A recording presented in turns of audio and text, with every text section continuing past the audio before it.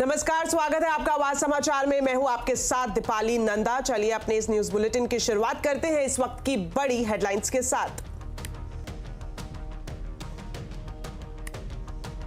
कारोबारी हफ्ते के पहले दिन बाजार का जोश हाई, निफ्टी सेंसेक्स नई ऊंचाई पर बंद, निफ्टी बैंक भी नए शिखर पर बंद। सेंसेक्स 494 और निफ्टी 153 अंक चढ़े।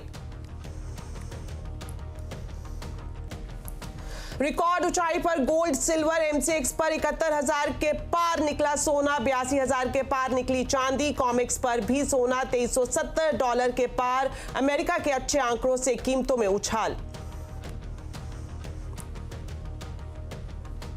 नई सरकार में विनिवेश की रफ्तार होगी तेज, एनटीपीसी ग्रीन एनर्जी आईपीओ सबसे पहले लाने का लक्ष्य। शिपिंग कॉरपोरेशन और आईडीबीआई बैंक की फाइनेंशियल बिड भी हो सकती है जारी, सीएनबीसी आवाज एक्सक्लूसिव। छत्तीसगढ़ से कांग्रेस के खिलाफ पीएम मोदी की हुंकार, कांग्रेस के घोषणा पत्र को बताया मुस्लिम लीग की छाप, भ्रष्टाचार को लेकर भी किया वार, नड्डा और राजनाथ भी गरजे। शिवसेना उद्धव गुट के उम्मीदवार अमोल कीर्तिकर की ईडी के सामने पेशी, संजय निरुपम ने संजय राउत को बताया खिचड़ी घोटाले का सरगना। रैली में मंच पर नीतीश ने छुए पीएम मोदी के पैर, तो शुरू हुई सियासत, तेजस्वी समेत आरजेडी नेताओं ने साधा निशाना।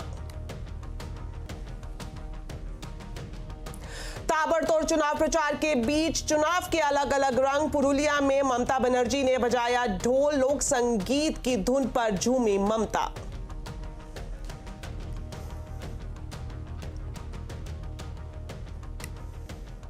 मार्केट में आज जबरदस्त तेजी का दिन रहा, सेंसेक्स और निफ्टी भी नई ऊंचाई पर बंद हुआ, लेकिन बाजार का पूरा एक्शन दिखाने से पहले आज हम बात करेंगे सोने और चांदी की चमक की, जो पूरी दुनिया की धड़कनों को तेज कर रखी है। सोने चांदी के दाम नई ऊंचाई पर पहुंच गए हैं। एमसीएक्स पर सोना 71,000 के तो चांदी 82,000 के पार निकल गई है। इंटरनेशनल मार्केट में भी कीमतें रिकॉर्ड हाई पर है। तो कीमतों में तेजी का क्या कुछ कारण है और आगे ये कीमतें कहां तक चढ़ सकती है, क्या कहते हैं जानकारी बताने के लिए अब हमारे साथ जुड़ रही हैं हमारी सहयोगी मनीषा गुप्ता। तो मनीषा जी, ये बताएं कि सोना चांदी तो सारे रिकॉर्ड तोड़ रहा है, आगे किस तरह की स्थिति देखने को मिल सकती है? मार्च के महीने की अगर आप वॉल्यूम्स देखें तो बहुत ज़्यादा कमज़ोर हैं और भावों में लगातार एक तरफा तेज़ी है। ऑफ कोर्स जियोपॉलिटिकल टेंशंस हैं, हमने यहाँ पर आगे इंटरेस्ट रेट कटेगा ये भी सुनता हुआ देखा, ग्लोबल सेंट्रल बैंक्स की तरफ से अच्छी खासी खरीदारी देखने को मिली, ईटीएफ्स में भी बाइंग आई। तो ज़्यादातर जो सोना है वो पेपर गोल्ड खरीदा गया, ना कि फिजिकल गोल्ड। रिटेल में मार्च का महीना अगर इंडियन मार्केट्स के लिहाज से देखें तो काफ़ी हद तक वॉश आउट था। लेकिन जैसे आपने कहा कि अब आगे से, अब यहाँ से क्या देखना है, वेल यहाँ से जो रैली है वो थोड़ी सी ओवरडन और हीटेड है। हमने ऑलरेडी अगर पिछले 1.5 महीने की बात की जाए तो $300-350 पर आउंस की गेन्स आते हुए देखे हैं। भारतीय बाजारों में हमने 7,000 रुपए की तेजी सोने में अब तक आते हुए देख ली है। तो ऑफकोर्स एक बहुत लंबी स्ट्रिंग यहाँ पर है, लॉन्ग्स भी यहाँ पर हैं, शॉर्ट स्क्वीज भी बनते हुए देखे हैं। बाजार को अब लगता है कि यहाँ से $550 या $100 की तेजी आपको देखने को मिलेगी सोने के प्राइसेस में, और उसके बाद $150-200 का करेक्शन भी देखने को मिल सकता है। लेकिन वो सिर्फ करेक्शन होगा और उन स्तरों पर खरीदारी करने की ही राय यहाँ पर है। जहां तक चांदी की बात है, वेल सोने का जो रन अप था उसका चांदी को सपोर्ट मिला है। चांदी इन एनी केस एक इंडस्ट्रियल मेटल भी है, 1/3 चांदी इंडस्ट्रियल तरीके से भी इस्तेमाल होती है। तो चांदी में लोगों को ज़्यादा विश्वास है क्योंकि चांदी में अभी भी रूम ऊपर में बाकी है। सोना लोगों को लगता है कि अब काफ़ी हद तक इसमें तेज़ी आ चुकी है, अगले 1-1.5 महीने में आप देखेंगे कुछ मुनाफा वसूली भी आएगी। लेकिन अगर आपको खरीदना है, इन्वेस्ट करना है इन स्तरों पर भी, तो आई थिंक चांदी एक बेहतर बेट है। शुक्रिया मनीषा जी इस पूरे एनालिसिस के लिए। चलिए अब बात करेंगे बाजार की। आज कारोबारी हफ्ते के पहले दिन बाजार में जोश दिखा, इसी के साथ निफ्टी, सेंसेक्स और निफ्टी बैंक नए शिखर पर बंद हुए। सेंसेक्स 494, निफ्टी 153 अंक चढ़कर बंद हुआ। आज सबसे ज्यादा खरीदारी ऑटो, तेल, गैस, रियलिटी शेयरों में रही। वहीं पीएसई फार्मा इंडेक्स बढ़त पर बंद हुए। तो बाजार का पूरा एक्शन बताने के लिए अब हमारे साथ जुड़ रहे हैं सुमित। तो सुमित, सबसे पहले जानना चाहेंगे आज की हाइलाइट्स। देखिए, आज मार्केट्स के लिए बढ़िया दिन था। चौतरफा खरीदारी थी, नए रिकॉर्ड स्तर बनते हुए दिखाई पड़े और एक जोरदार तेजी में रहा निफ्टी बैंक भी। रिकॉर्ड का सिलसिला लगातार बना रहा और एक अच्छा जोश था मिड कैप में, स्मॉल कैप में। हालांकि सेकंड हाफ में ऑब्वियसली बात है थोड़ी बड़ी तेजी के बाद प्रॉफिट टेकिंग आती है, तो प्रॉफिट टेकिंग आते हुए दिखाई पड़ी। निफ्टी सेंसेक्स नई ऊंचाई के ऊपर बंद हुए, निफ्टी बैंक में नया रिकॉर्ड बनता हुआ दिखाई पड़ा और हायर लेवल से थोड़ी बहुत प्रॉफिट टेकिंग जरूर आई, लेकिन अच्छी खरीदारी थी ऑटो के अंदर, अच्छी खरीदारी थी selective mid cap small cap के अंदर, और साथ ही साथ रियल्टी एक अच्छी जोरदार तेजी में कामकाज कर रहा था, और खास तौर से जहां Q4 के अपडेट्स आए थे उनमें भी अच्छा मूव आता हुआ दिखाई पड़ा। तो ओवरऑल एक अच्छा सेशन कह सकते हैं, जहां पे मार्केट्स ने आज हफ्ते की बढ़िया क्लोजिंग, हफ्ते की बढ़िया शुरुआत आज के सत्र में आते हुए दिखाई पड़ी। ओके, सुमित, आपसे सेक्टर स्पेसिफिक भी जानना चाहेंगे। आज किन सेक्टर्स में एक्शन दिखाई दिया और कौन से सेक्टर्स ऐसे रहे जिसमें सुस्ती देखने को मिली? पहले निफ्टी के टॉप गेनर्स की अगर बात किया तो आज ऑटो का दबदबा रहा, इसमें आयशर मोटर बढ़िया लीड कर रहा था, करीब 4.5% का उछाल वहां था। M&M 3.5% ऊपर, मारुति 3.5% ऊपर और NTPC 2.5% के आसपास की बढ़त यहां आते हुए दिखाई पड़ी। इसके अलावा कुछ और स्टॉक्स में गिरने वाले शेयरों की अगर बात की जाए तो आज अदानी पोर्ट 2% नीचे, नेस्ले 1.5% नीचे, अपोलो हॉस्पिटल 1.5% नीचे और विप्रो करीब 1% के आसपास बिकवाली यहां आते हुए दिखाई पड़ी। मिड कैप में बढ़ने वाले शेयरों में एक्साइड 18% ऊपर रहा, बढ़िया खबर के बीच में। PNC इंफ्रा 8% ऊपर, हमारा 7.5% ऊपर और एस्टर डीएम करीब 6% तेजी यहां पर आते हुए दिखाई पड़ी। गिरने वाले शेयरों में जी शिपिंग 5.5% नीचे, केन्सटेक 5% नीचे, सुमन फार्मा 3.5% नीचे और इंटेलेक्ट डिजाइन करीब 3% बिकवाली यहां पर भी आते हुए दिखाई पड़ी। शुक्रिया सुमित इस पूरे मार्केट अपडेट के लिए। वहीं हेलियस कैपिटल के फाउंडर समीर अरोड़ा का कहना है कि निवेशकों को बाजार पर नेगेटिव नजरिया नहीं रखना चाहिए, बाजार में आगे भी तेजी जारी रहेगी। मार्केट पहली बार ऑल टाइम हाई पहुंचती है तो नॉर्मली कई महीनों तक चल सकती है, बिकॉज एकदम जाके तो रुक नहीं सकती, तो एवरी टाइम वो पिछले पॉइंट को क्रॉस करेगी तो लगेगा कि एक नया रिकॉर्ड हो गया है।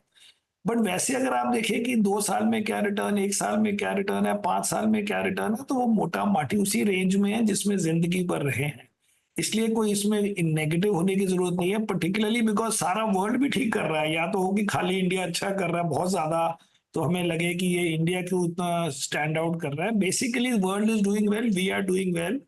हमारे अपने इवेंट्स हैं जो मोस्टली मार्केट के लिए पॉजिटिव हैं, जैसे बजट वगैरह रिलेटेड टू इलेक्शन, तो इसलिए कोई अभी तो कंटिन्यू ही करेगा मेरे हिसाब से।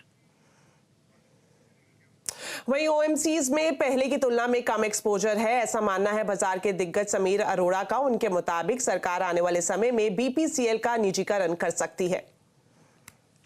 मुझे लगता है कि आपको इनमें से एक company which is mostly BPCL को प्राइवेटाइज करेंगे, कोशिश की जाएगी। व्हाई? बिकॉज इसी गवर्नमेंट ने इसी टेन्योर में इसी टर्म में 2 साल पहले BPCL को प्राइवेटाइज करने की कोशिश की एंड बिडर्स वर कॉल्ड और वो नहीं हुआ। वो क्यों नहीं हुआ, चलो जो भी रीजन हो, लेकिन वन रीजन कुड बी कि उस वक्त ऑयल एंड गैस के अगेंस्ट नेगेटिव व्यू था वर्ल्ड का, because of negative view on ESG and commodities and oil and all that. उसके बाद जब यूक्रेन वॉर वगैरह हुई उसके बाद सब भूल भाल गए ESG की कहानी को। चलिए, बाजार के बाद अब वक्त हो गया है चुनावी महासंग्राम की खबरों का।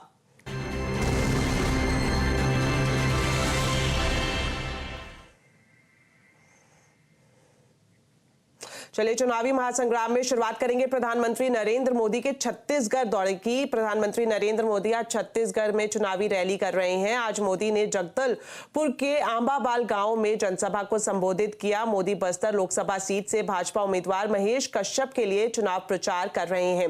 मोदी ने अपने संबोधन में कहा कि मैं जब तक गरीब की चिंता दूर नहीं करूंगा तब तक चैन से नहीं बैठूंगा। कांग्रेस के सबसे बड़ी परिवार के अमीरों को कभी महंगाई का मतलब समझ ही नहीं आया। आपने 2014 में गरीब के इस बेटे को देश की सेवा का अवसर दिया। कच्ची छत के नीचे रहने की तकलीफ क्या होती है ये मुझे पता है।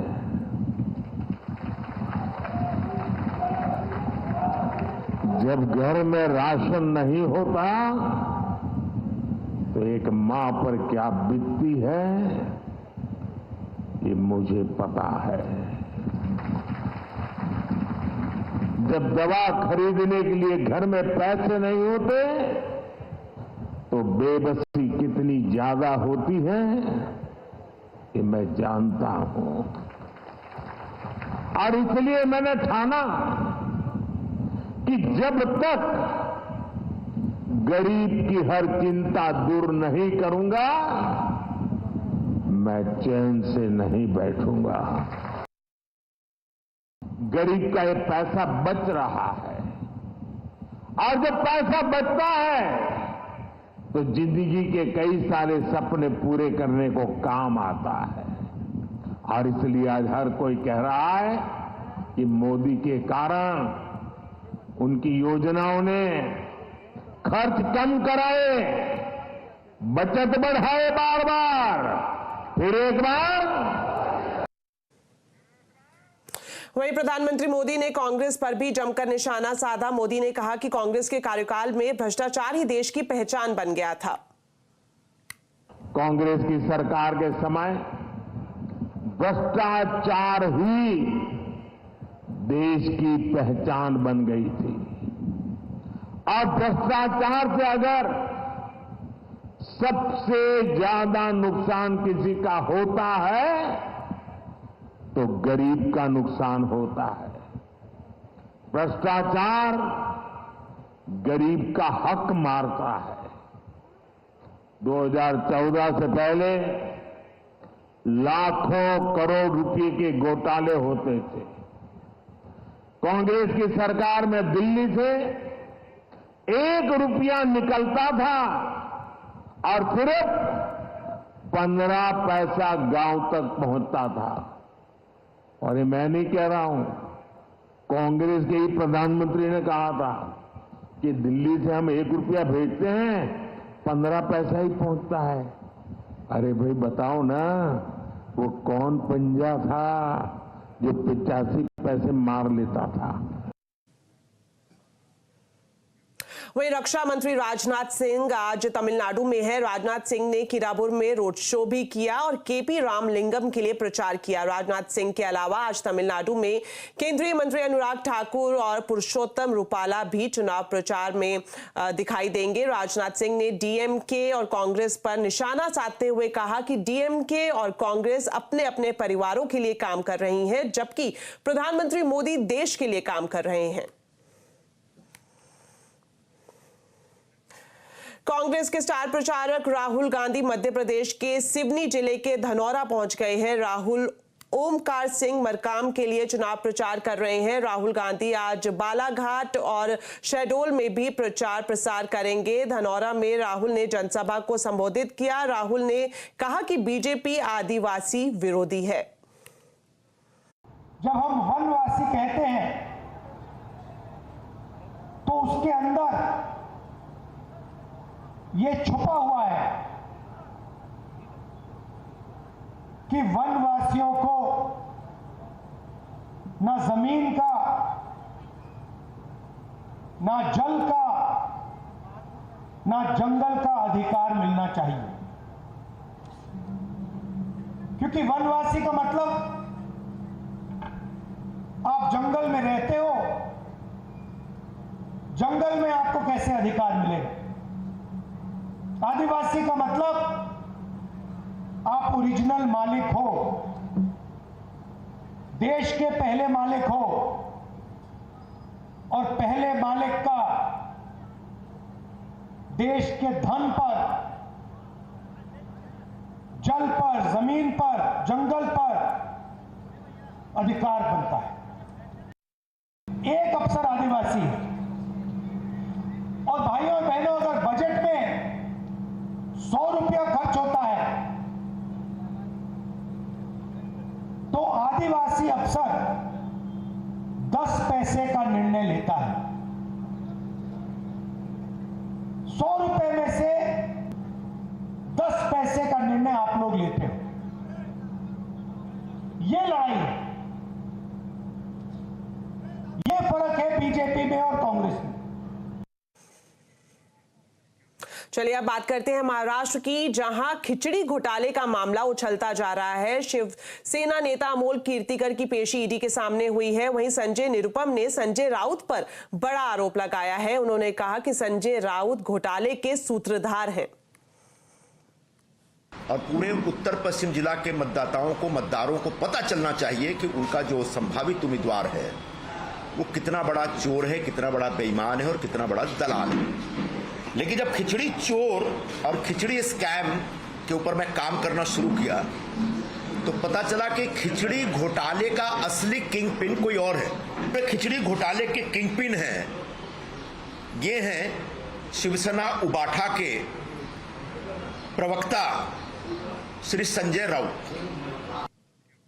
नवादा में रविवार को प्रधानमंत्री की चुनावी सभा के दौरान मुख्यमंत्री नीतीश कुमार भी मंच पर मौजूद रहे। तेजस्वी यादव ने इस रैली का एक वीडियो शेयर किया है जिसमें नीतीश कुमार प्रधानमंत्री मोदी के पैर छूते दिखाई दे रहे हैं। तेजस्वी ने कहा कि इतने बुजुर्ग और अनुभवी सीएम होकर नीतीश कुमार ने जो भरे मंच पर किया उससे हम सब शर्मिंदा है। तेजस्वी यादव ने कहा कि जहां एक तरफ नीतीश कुमार से प्रधानमंत्री मोदी को प्रणाम करने पर तंज किया तो वहीं सनातन के मुद्दे पर भी पलटवार किया। कि प्रधानमंत्री को ये सब बोलना चाहिए, क्या सबूत है भाई, क्या बात है?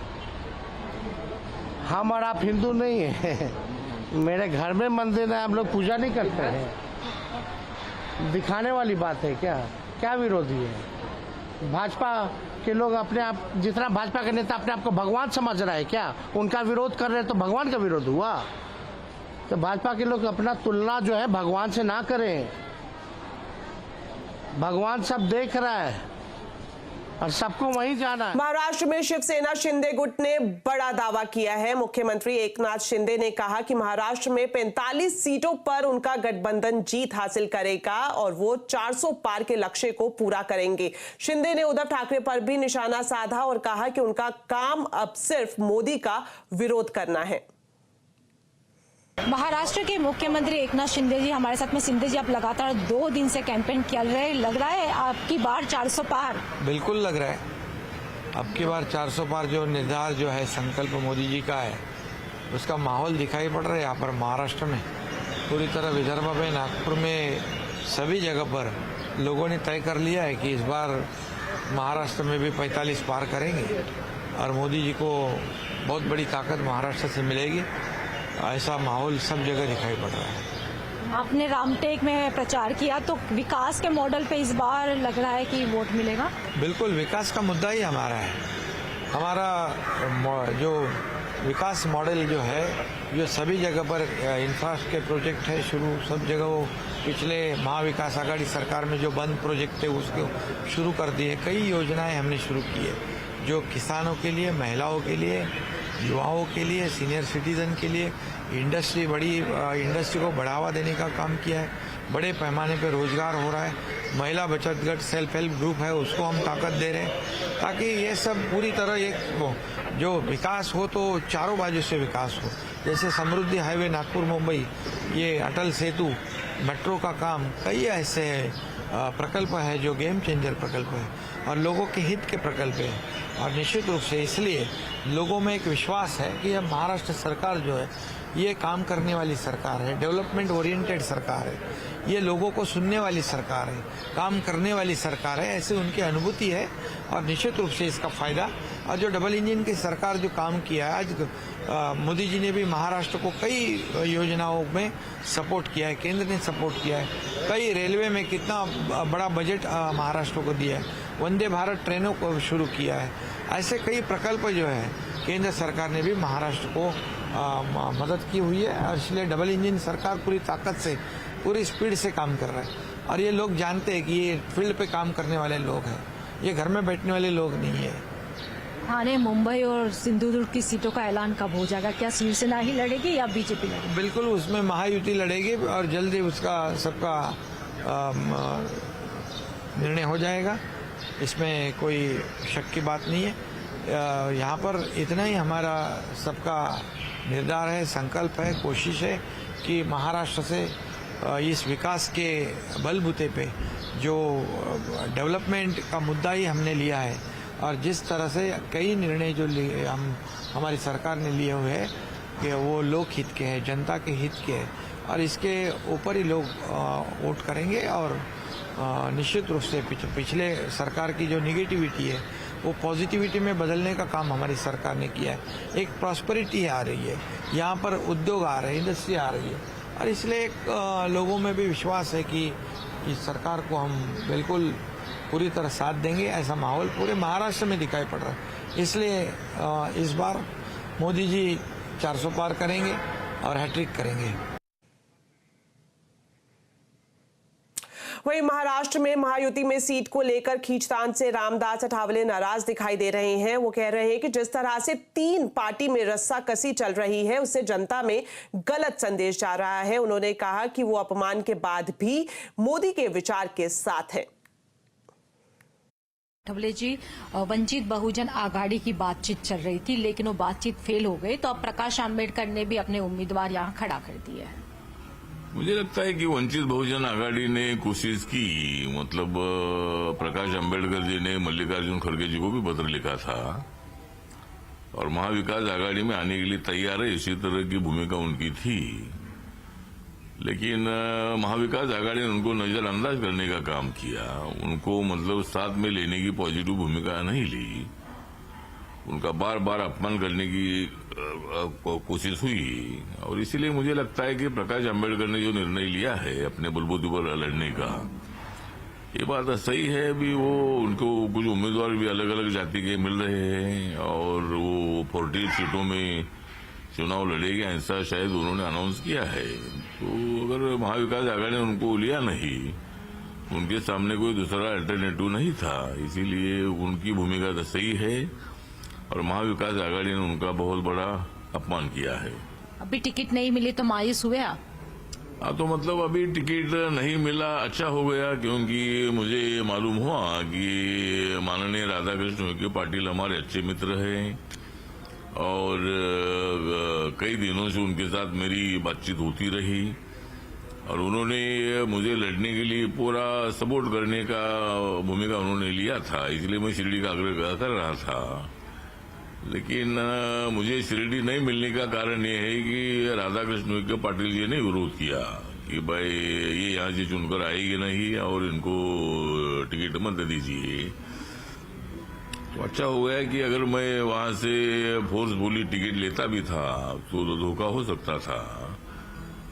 लेकिन मेरी नाराजगी जरूर है कि अगर मैं शिरडी ना भी सही, लेकिन सोलापुर की भी सीट थी, मुंबई की ईशान्य मुंबई की भी सीट थी, वहां से मनोज कोटक को बदला था, तो मेरे ऊपर अन्याय हुआ है। लेकिन अन्याय होने के बावजूद भी अन्याय सहन करने की आदत हमें है और हमने फौरन मतलब एडजस्टमेंट की। मुझे देवेंद्र फडणवीस जी को मैं मिलकर हमारे कार्यकर्ताओं की अपेक्षा थी कि मैंने अलग होने के बारे में मैंने बिल्कुल सोचा भी नहीं था। नरेंद्र मोदी जी के साथ रहना बहुत बड़ा जरूरी है देश के विकास के लिए। सीटों का आगे पीछे हो सकता है, लेकिन देश के लिए हमें उनके साथ रहना चाहिए। कांग्रेस ने अपने घोषणा पत्र में 5 न्याय और 25 गारंटी की बात की है। क्या कांग्रेस का मैनिफेस्टो वोट दिलवा पाएगा? चुनाव अड्डा में इसी पर करेंगे बड़ी चर्चा शाम 7:57 पर। और उधर नई सरकार का एजेंडा सामने आने वाला है। सूत्रों से मिली एक्सक्लूसिव जानकारी के मुताबिक नई सरकार का शुरुआती 100 दिनों में ही विनिवेश पर खास फोकस देखने को मिल सकता है। ज्यादा डिटेल्स के लिए अब चलते हैं हमारे economic policy editor Lakshman Roy के पास। तो लक्ष्मण जी, ये बताएं कि नई सरकार के शुरुआती 100 दिनों की बात करें तो विनिवेश पर किस तरह से फोकस दिखाई दे सकता है? देखिए, यहाँ जो मुझे सूत्रों से जानकारी मिली है उसके मुताबिक विनिवेश विभाग की तरफ से जो 100 दिन का एजेंडा तय किया जा रहा है उसमें सबसे ज्यादा या फिर कहें सबसे पहले नंबर पर है एनटीपीसी का ग्रीन आईपीओ, ग्रीन एनर्जी का आईपीओ। एनटीपीसी की जो सब्सिडरी है उसके ग्रीन एनर्जी, उसका आईपीओ लाने की पूरी तैयारी है और नई सरकार के बनते ही सबसे पहला फैसला या सबसे पहला कदम विनिवेश के मोर्चे पर यह उठ सकता है। इसके लिए बैंकर्स की नियुक्ति और की प्रक्रिया काफी अंतिम चरण में पहले से ही है। दूसरा जो है वह शिपिंग कॉर्पोरेशन ऑफ इंडिया। दरअसल शिपिंग कॉर्पोरेशन ऑफ इंडिया में जो लैंड एसेट वाली सब्सिडरी थी उसको लिस्ट कर लिया गया है। कमोबेश सारी अड़चनें अब दूर हो गई हैं। इंतजार है नई सरकार के गठन का। नई सरकार के गठन होते ही 100 दिन के भीतर शिपिंग कॉर्पोरेशन ऑफ इंडिया में सरकार जो है अपनी हिस्सेदारी बेचने के लिए फाइनेंशियल बिड जारी कर सकती है। बता दूं कि शिपिंग कॉर्पोरेशन ऑफ इंडिया में सरकार की हिस्सेदारी 63.75% है, जिसको सरकार यहां पर बेचना चाहती है। दूसरे नंबर पे है वो है आईडीबीआई बैंक। दरअसल आईडीबीआई बैंक भी सरकार अपनी हिस्सेदारी बेचना चाहती है। अभी इसमें एलआईसी की 49.24% और सरकार की 45.48% हिस्सेदारी है। इसके लिए सरकार पहले ही एक्सप्रेशन ऑफ इंटरेस्ट जारी कर चुकी है। उसमें जिन जिन लोगों ने दिलचस्पी दिखाई उनके नामों को रिजर्व बैंक के पास भेजा जा चुका है। रिजर्व बैंक के साथ बातचीत चल रही है और उम्मीद ये की जा रही है कि नई सरकार के गठन होने के साथ ही रिजर्व बैंक की तरफ से भी जो रिपोर्ट है वो आ जाएगी और फिर इसके लिए फाइनेंशियल बिड सरकार जारी कर देगी। एक तीसरी कंपनी है बीईएमएल। यहां पे थोड़ी सी निराशा वाली खबर है। बीईएमएल में जो सरकार अपनी हिस्सेदारी बेचना चाहती है 26%, उसमें थोड़ा सा वक्त लग सकता है। हालांकि बीईएमएल के जो लैंड एसेट है उसके लिए सब्सिडी अलग से डीमर्ज हो चुकी है, लेकिन वहां पे समस्या यह है कि जो उनके लैंड पार्सल हैं उनको ट्रांसफर करने में एक प्रक्रिया लंबी लग रही है। कहीं कहीं अड़चने हैं। इस वजह से बीईएमएल में थोड़ा सा आपको लंबा वक्त लग सकता है। लेकिन कुल मिलाकर कहें तो विनिवेश की जो गाड़ी लगभग सुस्त सी पड़ी हुई है वो नई सरकार के बनने के साथ ही अगले 100 दिन में काफी तेजी से दौड़ती हुई आपको दिखेगी। शुक्रिया लक्ष्मण जी इस पूरी जानकारी के लिए। चलिए अब आपको बताते हैं आज शाम के कंज्यूमर अड्डा के टॉपिक के बारे में। एक रिपोर्ट के मुताबिक भारत में कैंसर को लेकर स्थिति काफी चिंताजनक है और युवा कैंसर के सबसे ज्यादा शिकार हो रहे हैं। तो आखिर भारत में क्यों बढ़ रहे हैं कैंसर के मामले, इसी पर आज कंज्यूमर अड्डा में करेंगे चर्चा शाम 5:57 पर।